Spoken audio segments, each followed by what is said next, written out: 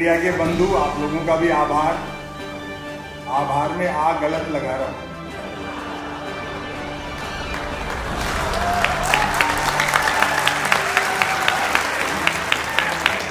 अभी बाहर मेरा इंटरव्यू ले रहे थे तो उन्होंने ऐसे पूछ लिया, साहब राहुल गांधी जी की लोकसभा सदस्यता खत्म कर दी गई, आपकी क्या प्रतिक्रिया है?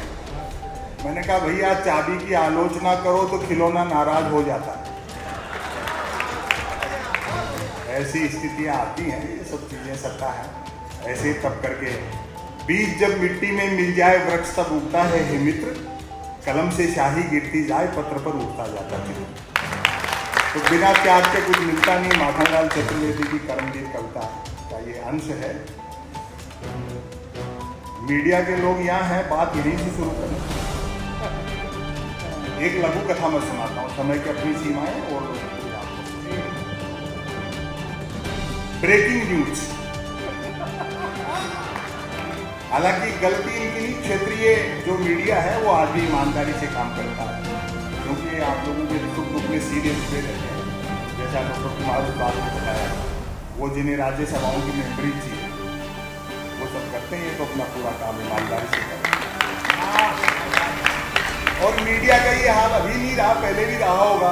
इसीलिए हरिशंकर परसाई जी ने बड़ी जोरदार बात कही है गैर जिम्मेदार मीडिया को लेकर के, कि केंचुए ने हजारों साल की तपस्या के बाद में ये उपलब्धि हासिल की कि उसके रीड नहीं होती। Breaking news. आत्मनिर्भर नामक राज्य में डिजिटल क्रांति भले ही होने को थी, पर न्यूज क्रांति हो चुकी थी। न्यूज चैनल खबरें तलाशते नहीं गढ़ते थे और देते नहीं फैलाते थे। ब्रेकिंग न्यूज की तो मारामारी रहती थी। अब कथा यहां से शुरू होती है। एक दिन ज्यों ही राजा नहाकर स्नान घर से निकला, त्यों ही एक न्यूज चैनल ने ब्रेकिंग न्यूज दागी, राजा नहाया। दूसरे न्यूज चैनल ने खुशी जाहिर की, राजा आज भी नहाया। तीसरे न्यूज चैनल ने अटकलें लगाई, राजा क्यों नहाया।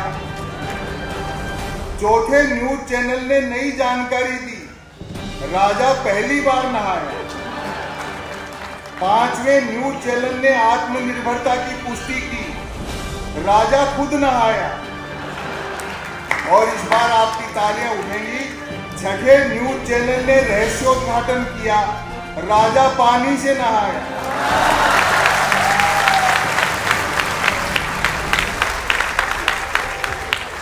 सातवें न्यूज चैनल ने ब्रेकिंग न्यूज में गर्मी भरी, राजा गर्म पानी से नहाया। आठवें न्यूज चैनल ने स्थिति और साफ की, राजा साफ पानी से नहाया। नौवें न्यूज चैनल ने गुप्त जानकारी दी, राजा स्नान घर में नहाया।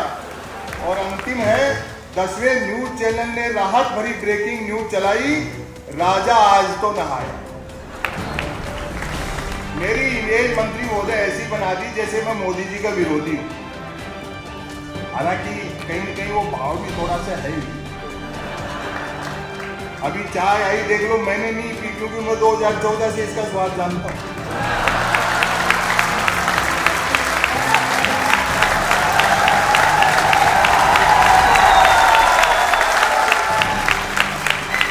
मैं तो अगर सच में भी ये कह दूं, सच में कि 2019 में मोदी जी विकास के दम पर दोबारा जीते हैं, तो लोग जूता निकालते हैं कि शर्म नहीं आती प्रधानमंत्री के बारे में झूठ फैलाते हो। लेकिन मैं क्या सहज रहता हूं, अन्यथा नहीं लेता उस बात को। 19 में जैसे बढ़त मिलने लगी तो एक गुजरात से फोन आया मेरे पास, बोले और सुनाओ क्या हाल चाल है। मतलब इतनी आलोचना कर रहे हो फिर भी जीत रहे। मैंने कहा हालचाल ठीक है और सुनाने का पैसा लेते। बोले फिर जीत रहे मोदी जी। मैं कहा अच्छा, हमको भी नया नहीं लिखना पड़ेगा। तो सहज रहो, होमवर्क मत लो। एक इनकम टैक्स के अधिकारी ने मुझे एक दिन ऐसे मजाक में कहा फोन करके, बोले वो सरकार पर इतना तीखा लिखते हो, किसी दिन छापा वापा वाले भिजवा देंगे। मैंने कहा साहब, हिंदी लेखक के घर में लाइब्रेरी में गबन के नाम पर प्रेमचंद के गबन उपन्यास के अलावा क्या मिलेगा। और अगली जो बात मैंने कही, मैं कहा फिर भी जबरदस्ती ऊपर के दबाव में फंसाओगे तो हम भी बीजेपी ज्वाइन कर लेंगे।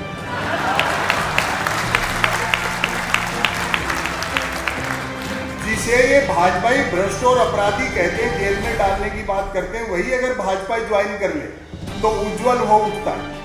शायद यही प्रधानमंत्री की उज्ज्वला योजना है। तो इनसे होमवर्क मत लो। एक मैं लघु कथा आपको और सुनाता हूँ। देखो, एक तो मैं किसी गलतफहमी में नहीं हूँ। यहाँ जितने लोग आए हैं उनमें बस सब वही बचे हैं जो या तो डॉक्टर कुमार विश्वास को सुनना चाहते हैं या फिर जो दूसरों के साधन पर आए।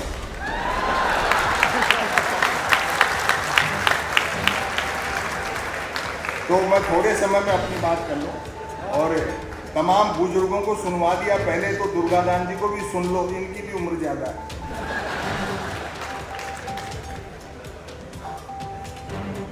तमाशेबाज राजा। आज दिव्या मदेरना जी बैठी हैं, मुझे एक संस्मरण याद आता है। 1889 में मैं एमए प्रीवियस में था और राजस्थान विश्वविद्यालय में मैंने एक कविता प्रतियोगिता जीती। और आप मोहब्बत देखिए, एबीवीपी का प्रेसिडेंट था प्रणवेंद्र शर्मा, लेकिन उस समारोह के मुख्य अतिथि पुरस्कार वितरण के परशुराम मदेरना जी थे। और मैंने पहला पुरस्कार जब उनके हाथ से ग्रहण किया तो उन्होंने यूँ पकड़ करके पुरस्कार को कहा कि जो कविता आपने सुनाई है, जिसमें पुरस्कार जीता है, पहले वो सुनाओ तब मैं दूंगा। और आप ताज्जुब करेंगे कि वो रचना कांग्रेस की आलोचना थी और उन्होंने हंस करके आनंद लिया। इनको तो आदत है, तो ये मोहब्बत रहनी चाहिए। तो बहुत अच्छा। ये पुराने हैं ना, सुन लेते हैं। बोलता है क्या क्या है। तमाशेबाज राजा। राजा छठा हुआ तमाशेबाज था। वह अपनी प्रजा के मनोविज्ञान से अवगत था कि अमीर गरीब ज्ञानी अज्ञानी कोई हो, सब तमाशा घुस के देखते हैं। उसे पता था कि तमाशेबाजी से एक बार प्रजा के सम्मोहित होते ही राजा प्रजा में सदा के लिए ऐसी ट्यूनिंग बन जाती है कि राजा सिर पीटने की बात भी कहे तो प्रजा तालियां पीटने लगती। राजा ने सुशासन के लिए तमाशाई शैली अपनाई। प्रजा ने साफ पानी के लिए आवाज उठाई। राजा ने बहती नदी पर हवाई जहाज तैयार किया। खाली हाथों ने काम मांगा। राजा अपने हाथ पीछे बांध रस्सी से लटकी जलेबियां खाने को उछलने लगा।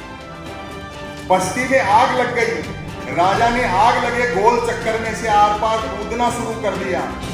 प्रजा ने मुद्रा स्थिति और मुद्रा अवमूल्यन की ओर ध्यान देने को कहा। राजा गुफा में ध्यान की मुद्रा बनाकर बैठे। नागरिक बोले यातायात के साधन मुहैया कराओ। राजा मौत के कुएं में मोटरसाइकिल चलाने लगा। जनता ने स्कूल अस्पताल के लिए आंदोलन किया। राजा ने पड़ोसी राज्य के आक्रमण का भय दिखाकर खाली बोतल में रख रखकर रॉकेट छोड़ने शुरू कर दिए।